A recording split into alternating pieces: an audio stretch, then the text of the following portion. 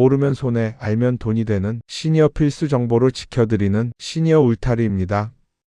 지금 이 순간에도 여러분의 통장에서 빠져나간 돈이 서류상으로는 여전히 여러분의 재산으로 기록되어 있다는 사실 알고 계십니까? 자녀 결혼할 때 보탠 돈, 손주 학원비로 준 돈, 심지어 이미 몇 년 전에 증여한 부동산까지도 말입니다. 이 모든 것들이 2026년 오늘 이 시점에도 여러분의 기초연금을 깎아먹고 있습니다. 퇴직금에 조금 보태서 산 SUV 한 대, 그저 편하게 다니려고 산 자동차 한 대가 연금 수령 자체를 원천 봉쇄하고 있다는 겁니다. 이게 말이 됩니까? 그런데 이게 현실입니다. 기준을 몰랐던 분들이 지금 이 순간에도 수천만 원이 노후 자산을 허공으로 날리고 계십니다. 아무것도 모른 채로 말입니다. 오늘 제가 여러분께 드릴 말씀은 단순한 정보 전달이 아닙니다. 여러분의 노후 자산을 지키기 위한, 아니 어쩌면 이미 새어나가고 있는 수백만 원을 되찾기 위한 긴급 경보입니다. 지금 바로 구독과 좋아요를 눌러주세요. 이 영상이 여러분의 노후를 지켜줄 가장 확실한 재산 지도가 될 것입니다. 2026년 기초연금이 왜 역대급 변화라는 표현까지 써가면서 이렇게 강조하는지 아십니까? 숫자로 먼저 말씀드리겠습니다. 2026년 부부가구 선정기준액 395만 2천원. 작년에 비해 28만 8천원 올랐습니다. 2026년 선정기준액 단독가구 247만원. 19만원이 올랐습니다. 무려 8.3% 인상입니다. 고작 19만원 차이가 뭐가 그리 대단하냐고 생각하실 수 있습니다. 그런데 여러분, 이 19만원이 의미하는 건 단순한 금액 차이가 아닙니다. 작년에 소득 인정액 230만원으로 딱 2만원 차이로 탈락했던 분, 235만원으로 7만원 차이로 고배를 마셨던 분, 이분들이 올해는 아무것도 바꾸지 않아도, 재산을 줄이지 않아도 자동으로 수급 대상자가 될 수 있다는 겁니다. 그런데 여러분, 더 중요한 변화가 있습니다. 바로 수급액 자체의 변화입니다. 2026년부터 정부가 추진하는 연금개혁안에 따라서 저소득층 어르신들부터 기초연금을 월 40만 원으로 올려드리기 시작했습니다. 누가 먼저 받느냐? 생계급여 수급자, 그러니까 정말 소득이 낮으신 분들부터 우선입니다. 그리고 일반 수급자분들은 물가 상승률을 반영해서 작년 34만 2천 원에서 올해는 34만 9,360원을 받으십니다. 부부 합산으로 계산하면 총 55만 8,980원으로 수령하게 됩니다. 겨우 몇천 원 오르는데 뭐가 대단하냐? 이렇게 생각하실 수 있습니다. 그런데 이 몇천 원이 1년이면 몇만 원이고 10년이면 수백만 원입니다. 게다가 이건 시작입니다. 앞으로 40만 원 시대가 순차적으로 확대될 겁니다. 그런데 말입니다. 정부에서 각종 공제 혜택을 많이 주는데도 탈락하시는 분들이 있습니다. 왜 그럴까요? 지금부터 증여재산의 함정, 그리고 사라진 돈의 비밀을 낱낱이 파헤쳐 드리겠습니다. 이 부분을 모르면 정말 수백만 원을 날립니다. 5년 전 일입니다. 이덕수님은 큰아들이 결혼한다고 해서 집 장만 자금으로 5천만 원을 보탰습니다. 자식 결혼하는데 부모로서 당연히 해줘야 할 일 아닙니까? 그로부터 3년 뒤 작은딸이 사업 시작한다고 해서 3천만 원을 또 보탰습니다. 자식이 하고 싶다는데 어떻게 안 도와줄 수 있습니까? 그렇게 총 8천만 원을 자녀들에게 줬습니다. 이제 덕수님 통장에 남은 돈은 2천만 원. 남은 재산이라고는 시골에 있는 작은 집 한 채뿐입니다. 65세가 돼서 기초연금을 신청했습니다. 당연히 받을 수 있을 거라고 생각했습니다. 재산도 별로 없고 소득도 없으니까요. 그런데 탈락 통보가 왔습니다. 소득 인정액이 기준을 초과했습니다. 뭐라고요? 내가 뭘 가지고 있다고 기준을 초과했다는 겁니까? 자세히 알아봤더니 5년 전에 큰아들에게 준 5천만 원, 3년 전에 작은딸에게 준 3천만 원이 아직도 재산으로 잡혀 있다는 겁니다. 그 돈은 이미 몇 년 전에 준 건데요? 네. 그런데 5년이 안 지났으니까 아직 선생님 재산으로 계산됩니다. 이게 대체 무슨 소리입니까? 이미 준 돈입니다. 내 통장에도 없고 내 명의도 아닌 돈입니다. 자식 명의로 넘어간 돈, 자식이 쓰고 있는 돈이 왜 아직도 내 재산입니까? 많은 분들이 이 부분에서 정말 황당해 하십니다. 저도 처음 이 제도를 알았을 때 믿을 수가 없었습니다. 그런데 이게 법으로 정해진 규정입니다. 기타 재산, 정확히는 증여재산 산정이라는 제도입니다. 증여재산 산정, 정확히 뭡니까? 간단합니다.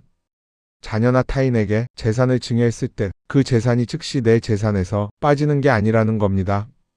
얼마 동안 내 재산으로 남아있느냐? 5년입니다. 정확히는 60개월입니다. 5년이 지나야 그제야 완전히 내 재산에서 제외됩니다. 왜 이런 제도를 만들어 놨을까요? 정부 입장에서는 이렇게 설명합니다. 기초연금 받으려고 일부러 자식한테 재산을 넘기는 사람들이 있습니다. 그걸 막으려면 증여한 재산도 일정 기간은 본인 재산으로 봐야 합니다. 맞는 말입니다. 실제로 그런 편법을 쓰는 사람들이 있었으니까요. 그런데 문제는 뭡니까? 편법 쓰려고 증여한 게 아니라 진짜 자식 도우려고 준 돈도 똑같이 잡힌다는 겁니다. 자식 결혼자금, 자식 사업자금, 손주 학자금 이런 것들도 다 증여로 잡힙니다. 그럼 5년 동안 무조건 꽉 채워서 계산하느냐? 다행히 그건 아닙니다. 자연적 소비 금액이라는 게 있습니다. 무슨 뜻이냐? 사람이 살다 보면 돈을 쓰지 않습니까? 생활비로, 병원비로, 식비로 이런 자연스러운 소비는 인정해 준다는 겁니다. 수급자 가구별로 표준 소비 금액을 정해놓고 그만큼씩 매달 차감해 줍니다. 예를 들어볼까요? 2026년 기준 표준 소비 금액이 단독 가구 월 240만 8천 원, 부부 가구 월 294만 6천 원입니다. 5년 전에 자녀에게 1억 4천만 원을 증여했다면 60개월 곱하기 240만 8천 원은 약 1억 4,448만 원. 1억 4천만 원을 줬는데 자연 소비로 1억 4,448만 원이 인정되니까 이미 다 써버린 걸로 간주됩니다. 그럼 이 1억 4천만 원은 재산에서 제외됩니다. 하지만 금액이 크면 얘기가 달라집니다. 3년 전에 자녀에게 2억 원을 증여했다면 36개월 곱하기 240만 8천 원은 약 8,668만 원. 자연소비 인정액 2억 원 마이너스 8,668만 원 1억 1,332만 원. 아직도 약 1억 1,300만 원이 내 재산 기타 산정 재산으로 잡힙니다. 이 1억 1,332만 원에 대해 연 4%의 소득이 발생한다고 계산됩니다. 1억 1,332만 원 곱하기 4% 나누기 12개월은 약 37만 7,700원. 한 달에 약 38만 원이 내 소득 인정액에 추가되는 겁니다. 여러분, 이게 얼마나 무서운 함정인지 아십니까? 기초연금 선정 기준액이 247만 원입니다. 만약 다른 소득과 재산을 다 합쳐서 소득 인정액이 215만 원이었다면 원래는 수급 대상자입니다. 247만 원보다 적으니까요. 그런데 3년 전 증여 재산 때문에 37만 7,700원이 추가되면 215만 원 더하기 37만 7,700원은 252만 7,700원. 탈락입니다. 고작 5만 원 차이로 떨어집니다. 이미 준 돈, 내 손을 떠난 돈 때문에 연금을 못 받는 겁니다. 더 황당한 경우도 있습니다. 김정열님은 10년 전에 자녀에게 집을 증여했습니다. 당시 시세 3억 원짜리 아파트였습니다. 10년이 지났으니까 5년은 훨씬 넘었죠? 그럼 이제 내 재산이 아니겠죠? 맞습니다. 10년 전 증여는 이제 재산에서 제외됩니다. 그런데 문제는 증여세 신고를 제대로 안 한 경우입니다. 증여세 신고를 안 하면 정부 입장에서는 이게 언제 증여된 건지 확인이 안 됩니다라고 합니다. 그럼 어떻게 되느냐? 최근에 증여한 걸로 간주될 수도 있습니다.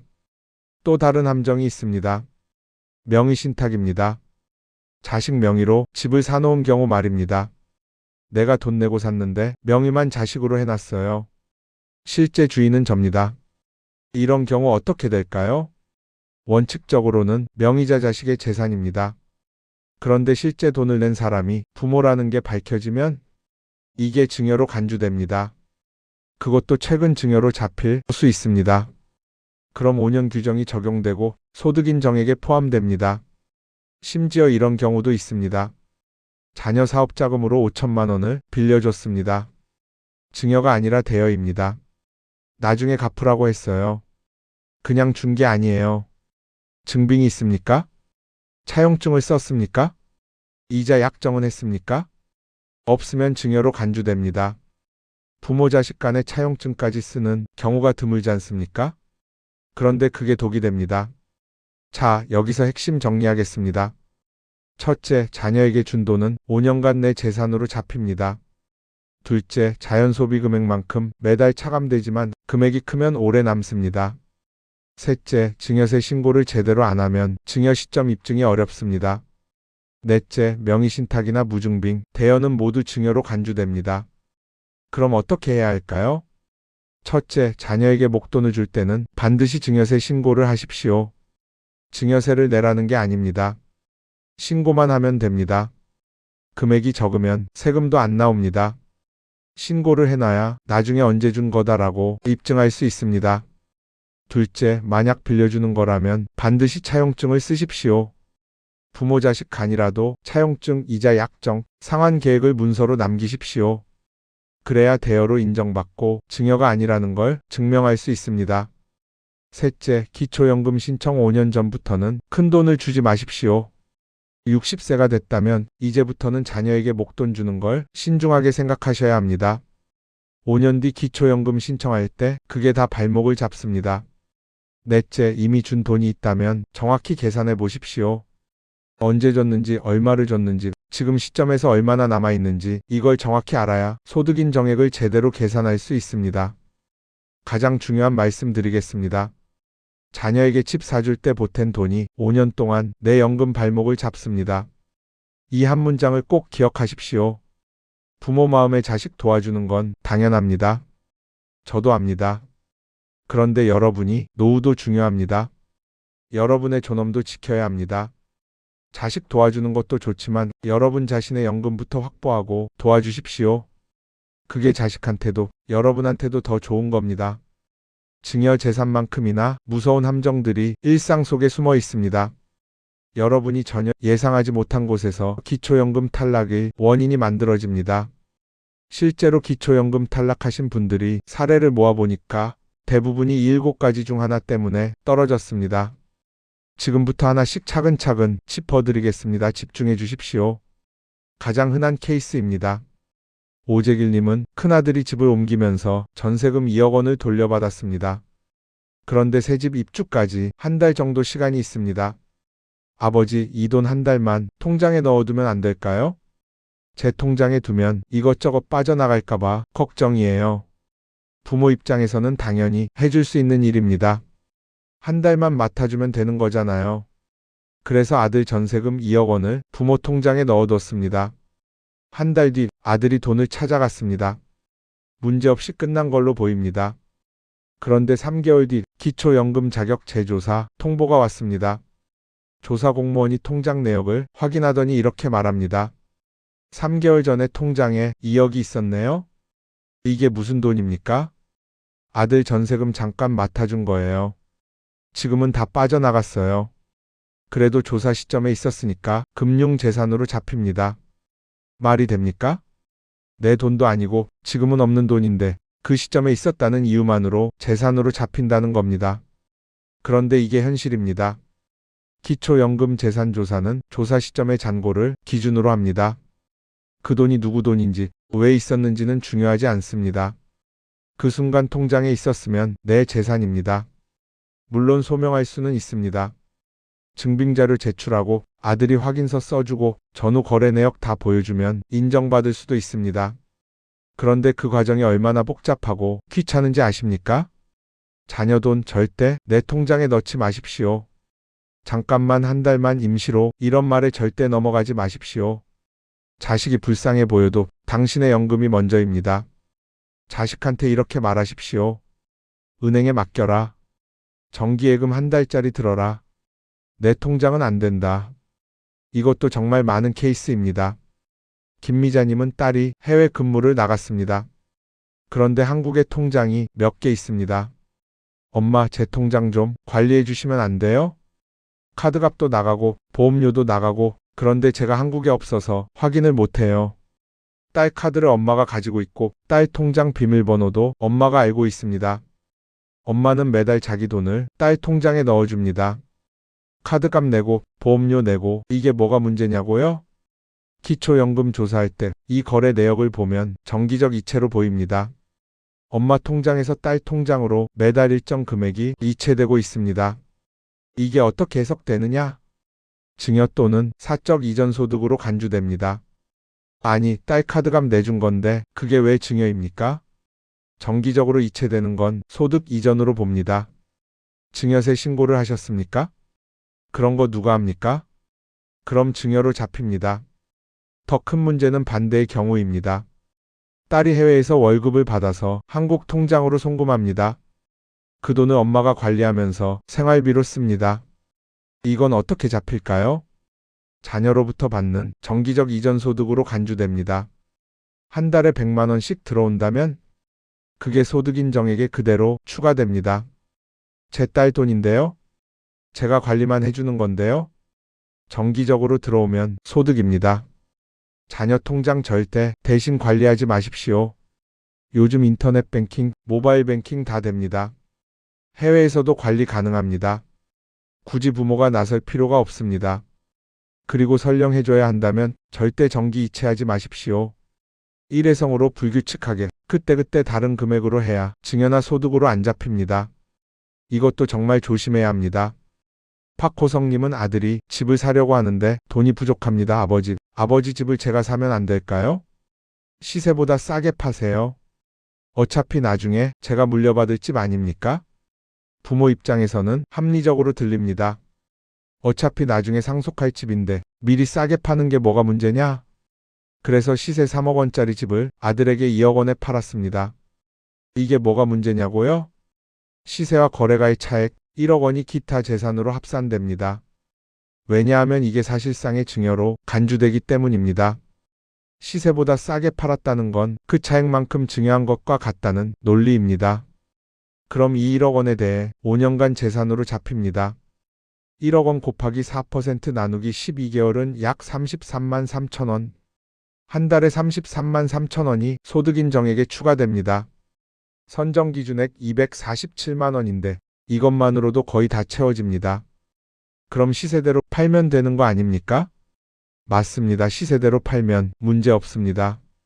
그런데 시세 3억을 받으면 그 3억이 금융재산으로 잡힙니다. 물론 2천만 원 공제받으니까 2억 8천만 원에 대해서만 계산되지만 그래도 금액이 큽니다. 2억 8천만 원 곱하기 4% 나누기 12개월은 약 93만 3천 원. 이것도 소득인정액에 추가되면 탈락입니다. 그럼 어떻게 해야 하느냐? 집을 팔 거면 시세대로 파십시오. 그리고 그 돈을 어떻게 쓸지 미리 계획을 세우십시오.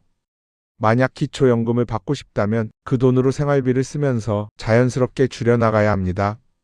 또는 아예 집을 안 팔고 살다가 사후에 상속으로 넘기는 게 나을 수도 있습니다. 이건 정말 억울한 케이스입니다.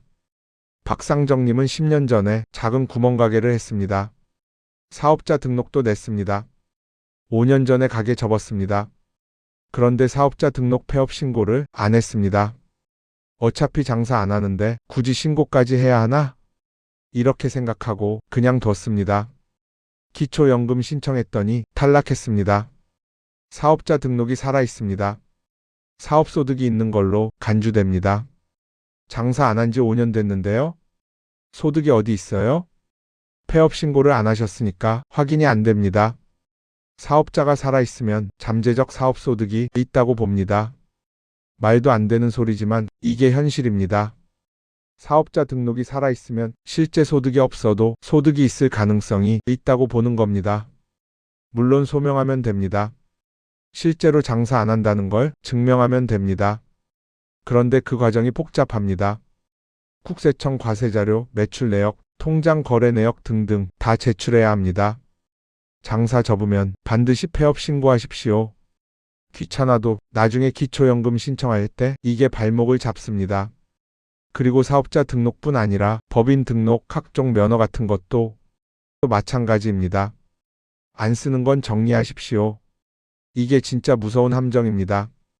박양수님은 퇴직금 받았습니다. 5천만 원 받았습니다. 평생 고생했는데 좋은 차 한번 타보자. 이런 마음으로 4,500만 원짜리 SUV 한 대 샀습니다. 기초연금 신청했더니 탈락했습니다. 왜 탈락했을까요? 자동차 가액이 4천만 원을 넘으면 그 차량 가액 전액이 월 소득으로 환산됩니다. 어떻게 환산되느냐? 쉽게 말하면 4,500만 원짜리 차는 한 달에 약 350만 원의 소득이 있는 것처럼 계산됩니다. 선정 기준액이 247만 원인데 차 한 대 때문에 350만 원이 잡힙니다. 다른 소득이 하나도 없어도 탈락입니다. 차는 재산이지 소득이 아니지 않습니까? 고급차는 사치제로 봅니다. 사치제를 살 수 있는 능력이 있다는 건 소득이 있다는 겁니다. 이게 정부 논리입니다. 고급차 기준이 뭡니까? 배기량 3000cc 이상 또는 차량가액 4천만 원 이상 둘 중 하나만 해당돼도 고급차입니다. 그랜저 3.5 배기량 때문에 고급차, 제네시스 가액 때문에 고급차, 카니발 최상위 트림 가액이 4천만 원 넘으면 고급차. 그럼 차를 팔아야 합니까? 그게 가장 확실한 방법입니다.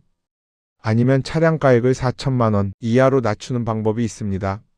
어떻게? 중고차로 팔고 더 싼 차를 사는 겁니다. 또는 차량 명의를 자녀로 넘기는 방법도 있습니다.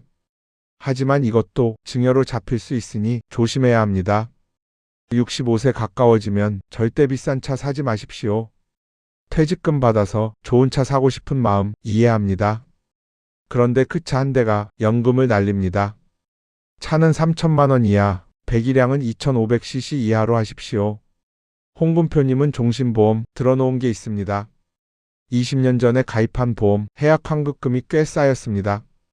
이거 해약하면 3천만 원 나온데 해약할까? 해약했습니다. 3천만 원 받았습니다. 기초연금 조사 때 걸립니다. 갑자기 통장에 3천만 원이 들어왔네요. 이게 무슨 돈입니까? 보험 해약금이요. 금융재산으로 잡힙니다. 3천만 원 마이너스 공제 2천만 원은 1천만 원. 1천만 원 곱하기 4% 나누기 12개월은 약 3만 3천 원. 금액이 크지 않아 보이지만 이게 결정적일 수 있습니다. 다른 소득과 합쳐서 247만 원을 넘으면 탈락입니다. 더 큰 문제는 출처 증빙입니다. 이 3천만 원이 어디서 왔는지 증명하세요. 보험증서 해약 서류 다 제출해야 합니다. 만약 증빙이 안 되면 기타 소득으로 잡힐 수 있습니다. 보험 해약하려면 타이밍을 잘 잡으십시오. 기초연금 신청 직전에 해약하면 무조건 걸립니다. 차라리 해약하지 말고 유지하는 게 나을 수도 있습니다. 보험 해약 환급금은 금융재산에 포함되긴 하지만 해약하지 않고 있으면 액면가가 아니라 평가액으로 잡힙니다. 마지막 사례입니다. 이것도 정말 많은 분들이 모릅니다. 박종덕님은 아들이 서울에 아파트 한 채 있습니다.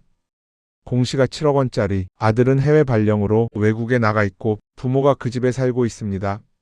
월세도 안 내고 전세금도 안 내고 그냥 무상으로 거주합니다. 이게 뭐가 문제냐고요?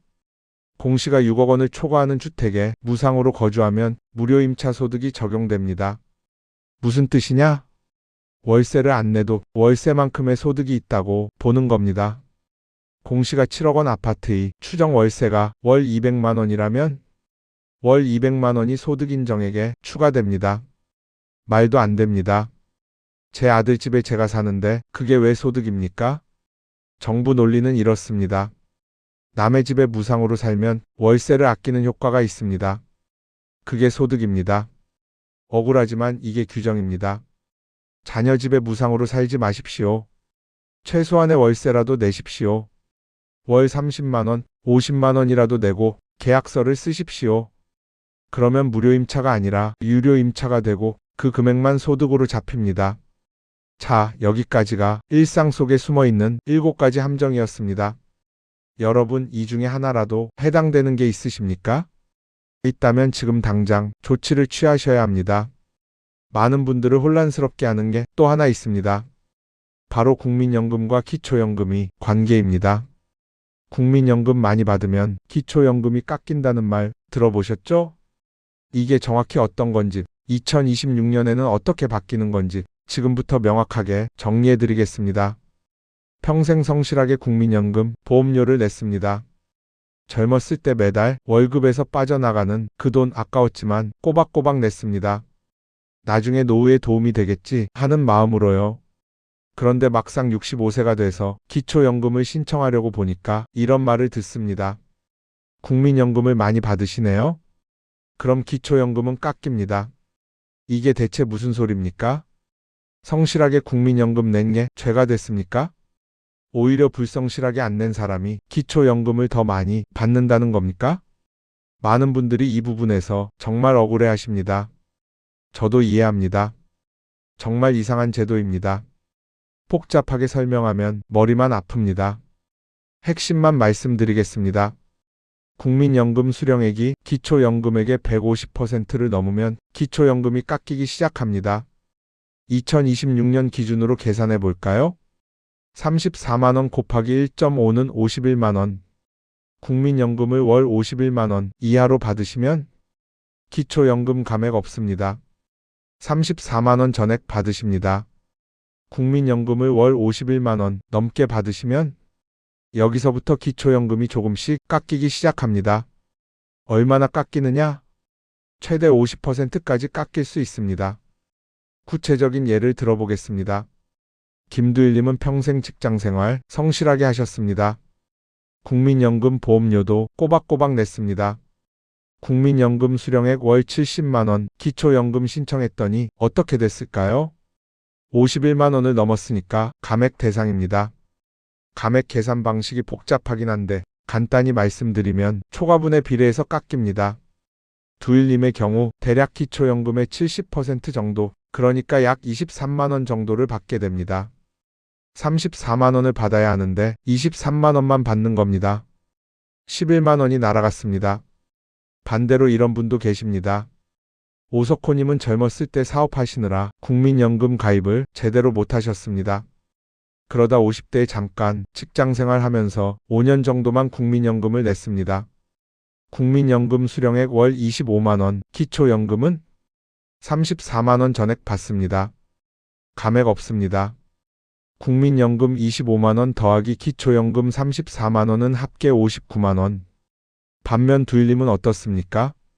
국민연금 70만원 더하기 기초연금 23만원은 합계 93만원. 물론 두일님이 더 많이 받긴 합니다. 34만원 더 받습니다.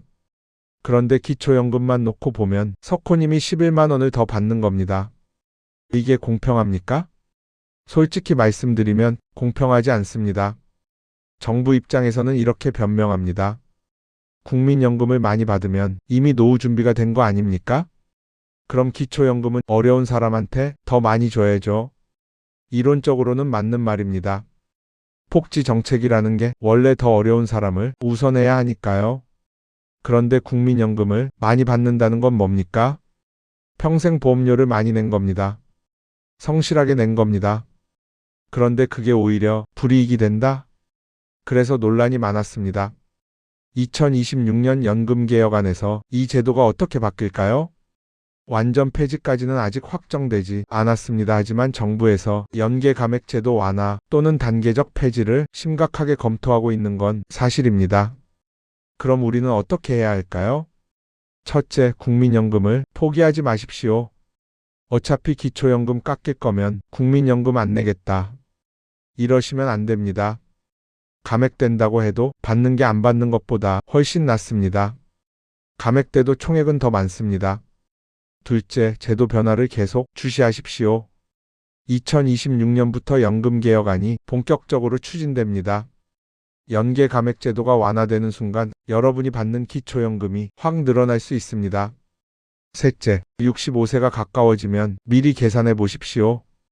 내가 국민연금을 얼마나 받을지, 기초연금은 감액되는지 안 되는지, 총액은 얼마나 되는지 미리 알고 있어야 계획을 세울 수 있습니다. 복잡하고 어려우시면 국민연금공단 1355번으로 전화하세요. 전문 상담사가 자세히 설명해 줍니다. 그리고 한 가지 정말 중요한 제도가 있습니다. 기초연금 신청했다가 탈락하셨습니까? 소득인정액이 딱 조금 넘어서 떨어지셨습니까?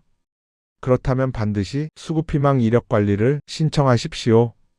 탈락한 분들의 정보를 국가가 5년간 관리합니다. 매년 자동으로 소득인정액을 재계산합니다. 기준에 맞게 되면 국가에서 먼저 연락을 줍니다. 이제 수급 가능합니다. 신청하시겠습니까? 왜 이게 중요하냐? 많은 분들이 한번 탈락하면 포기합니다. 나는 안 되나 보다 하고 다시 신청 안 합니다. 그런데 상황은 계속 변합니다. 재산이 줄어들 수도 있고 선정 기준액이 오를 수도 있고 증여재산 5년이 지날 수도 있습니다. 그런데 다시 신청할 생각을 못 합니다. 수급희망 이력 관리를 신청해 두면 국가가 알아서 체크해 줍니다. 탈락 통보를 받을 때 공무원에게 말하면 됩니다. 수급희망 이력 관리 신청하고 싶습니다. 서류 하나 작성하면 끝입니다. 또는 국민연금공단 1355번에 전화해서 신청할 수도 있습니다. 기초연금은 여러분의 권리입니다. 평생 세금 내고 이 나라를 위해 일하고 자식 키우고 손주 돌보면서 살아오셨습니다. 이제 국가가 여러분께 드려야 할 차례입니다. 당당하게 받으십시오. 복잡하다고 어렵다고 귀찮다고 포기하지 마십시오. 모르는 게 있으면 국민연금공단에 전화하십시오. 1355번입니다. 주민센터에 가십시오. 한번 탈락했어도 다시 도전하십시오. 작년에 안 됐어도 올해는 될 수 있습니다. 여러분의 노후는 소중합니다. 34만 원은 여러분의 자존심입니다. 자식 손 안 벌리고 살 수 있는 힘입니다. 병원비 걱정 조금 덜 수 있는 여유입니다. 좋아하는 음식 한 번 더 먹을 수 있는 행복입니다. 여러분의 34만 원 꼭 지키시기 바랍니다. 오늘 영상이 도움이 되셨다면 주변에 꼭 필요한 분들께 공유해 주십시오. 시니어 울타리 구독과 좋아요로 힘을 주십시오. 여러분의 작은 행동 하나하나가 더 많은 시니어분들의 노후를 지키는 힘이 됩니다.